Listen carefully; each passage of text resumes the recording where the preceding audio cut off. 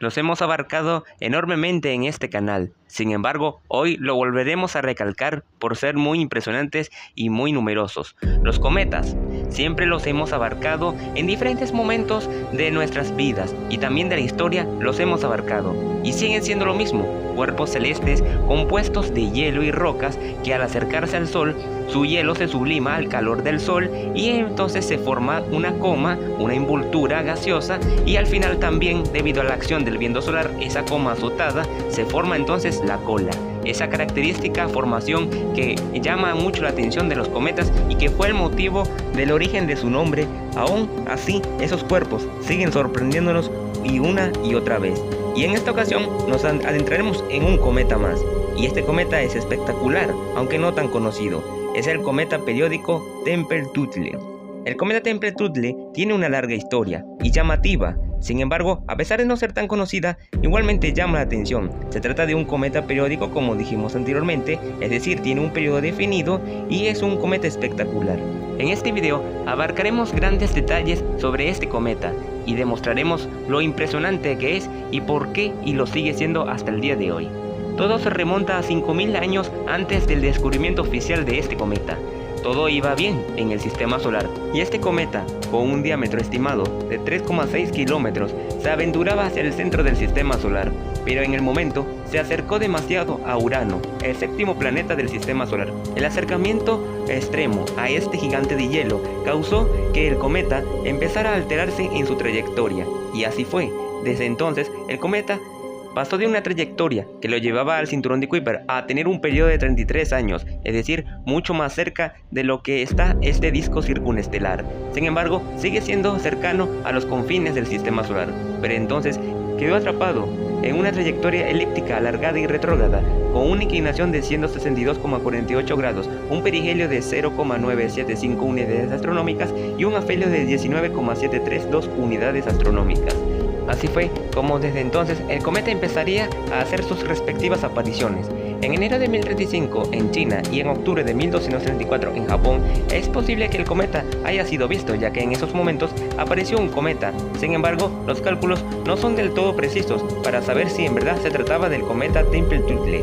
Pero lo que sí es cierto y que está confirmado es que el 26 de octubre de 1366, en una época en la que las creencias religiosas eran predominantes pero también muy diversas y en diferentes aspectos que hoy en día son erróneos, el cometa volvió a aparecer en esa fecha, 26 de octubre de 1366, y es que este cometa, con una distancia mínima de intersección orbital de 0,008 unidades astronómicas, el equivalente a 1,2 millones de kilómetros, y con un parámetro de Tisserand de menos 0,637 con respecto a Júpiter, y con una rotación de 14,79 a 15,31 horas, este cometa hizo su aparición de forma muy brillante, aunque su magnitud absoluta es de 10, lo que no lo hace visible a simple vista como tal. Sin embargo, en su magnitud aparente sí fue lo suficientemente brillante.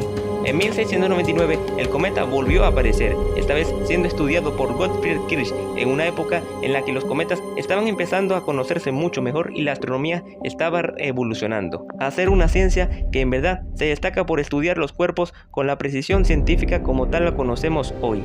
Si bien Gottfried Kirch observó el cometa y aunque lo estudió perfectamente, no lo relacionó con el cometa que se estaba acercando periódicamente cada 33 años.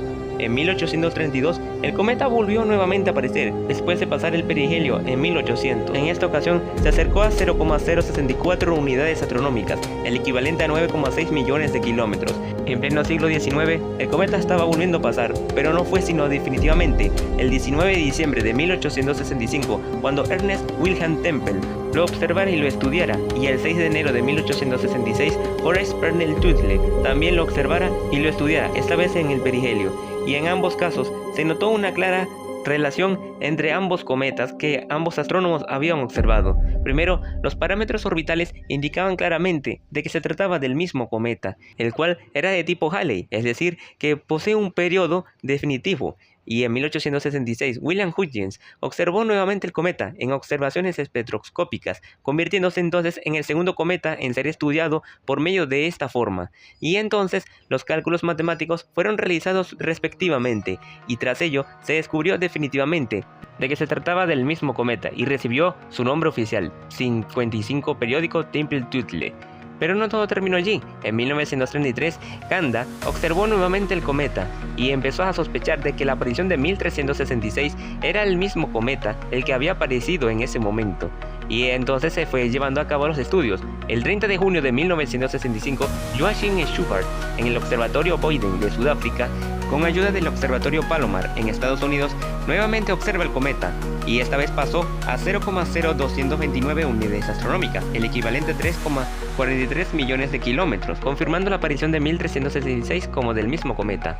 El 4 de marzo de 1997, Karen Mesh, Oliver Heinrich y James Jerome Bauer de la Universidad de Hawái observaron el cometa con una magnitud 22,5.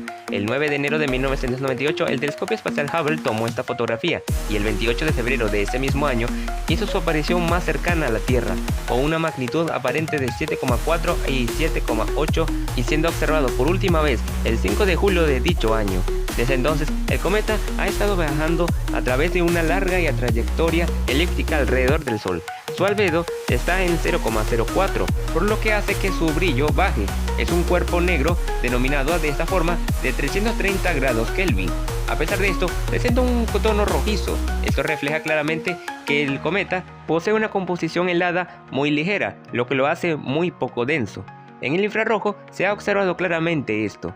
Además, el cometa presenta chorros de carbono diatómico, gas rico en comparación con el cometa Halley, y no se ha observado emisión de silicato. Esto hace del cometa que presente una química muy peculiar. Sin embargo, eso no es todo. El cometa presenta algo más y que lo hace muy conocido en este aspecto, y es que es el padre, cuerpo progenitor, de la lluvia de meteoros de las Leónidas. Esa es una lluvia muy importante y muy conocida, y es observada claramente en el tiempo. Su proveniencia es de la constelación de Leo, es decir, desde este punto es donde las Leónidas se observan. La órbita del cometa intercerca la órbita de la Tierra, especialmente cuando este primero ha pasado por allí, por lo que el material expulsado del cometa se encuentra casi intacto y muy denso, haciendo que entren en la atmósfera terrestre y se produzca la lluvia. Si bien, como dijimos anteriormente, la lluvia de los meteoros de las Leónidas posee una velocidad de entrada de 70 km por segundo, es decir, sus meteoros cuando entran a la atmósfera terrestre viajan a esa velocidad, y esto hace entonces que la velocidad de entrada en conjunto de toda la lluvia de meteoros sea de 70 km por segundo. La lluvia de meteoros de las Leónidas se ha producido en momentos importantes en la historia. En 1833 es la más recordada. Los meteoros, en el momento en que ingresaban, emitían un destello, un brillo tan intenso que incluso se podía ver un periódico sin la luz de una lámpara, sino más bien con la luz de dichos meteoros. Por esta razón, el movimiento milerita lo consideró claramente como una señal inminente de la segunda venida de Cristo. En 1800, tras pasar el perihelio, el cometa dejó la nube de escombros y la Tierra ingresó y se produjo dicha lluvia en ese momento. Sin embargo, en el siglo XX también se produjeron importantes lluvias, por ejemplo entre 1956 y 1976. Pero no todo termina allí, ya que la lluvia de meteoros sigue produciéndose. Desde 2021 hasta el 2030, la Tierra entra constantemente en la corriente del cometa que fue expulsada en 1733 y que ahora entra en nuestra atmósfera terrestre. Y del cometa se espera que pase nuevamente el 20 de mayo de 2031, es decir, que haga su aproximación más cercana. Si bien, como dijimos anteriormente, no es un cometa tan conocido, pero sí es espectacular por todo lo anteriormente dicho y por la lluvia de meteoros de las Leónidas.